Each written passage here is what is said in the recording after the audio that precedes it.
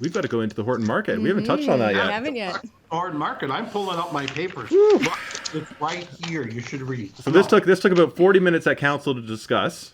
Yes. Here's the issue. Obviously, markets are having a rougher time right now. From an essential service, picking up groceries, grocery stores have not been having an easy time. Our market is set up that it will take a tough plan to do our market from a social distancing point of view and how many vendors would be able to be there.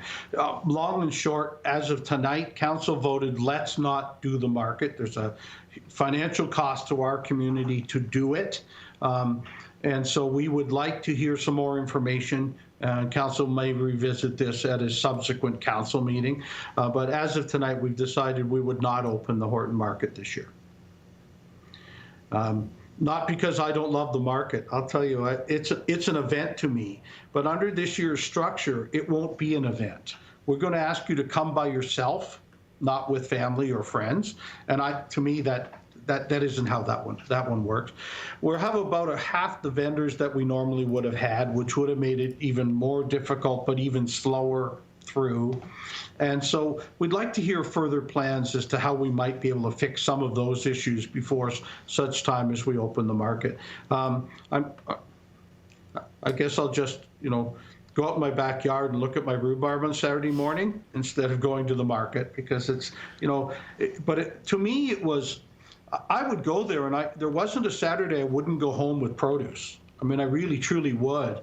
But I mostly went there to sit down and have a coffee at one of the tables and talk to the people of St. Thomas as they came by.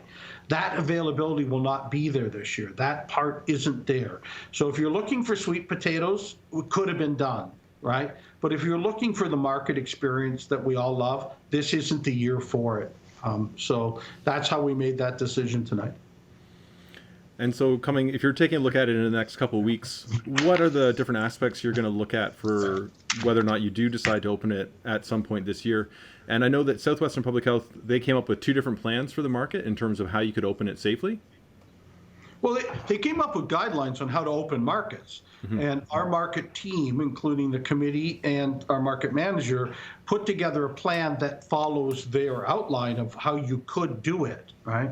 But if you think of our inside building, a 6-foot distance inside that building is from one counter to the other.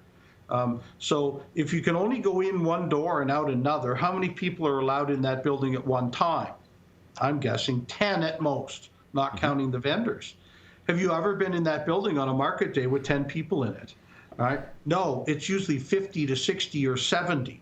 So you can imagine what the lineup would be, and at 6 feet apart, how far down the road the lineup would be to just go through and stop and get your Ugama turkey or what else there might be in the building. So look, I get the desire. I'm having trouble with the logistics.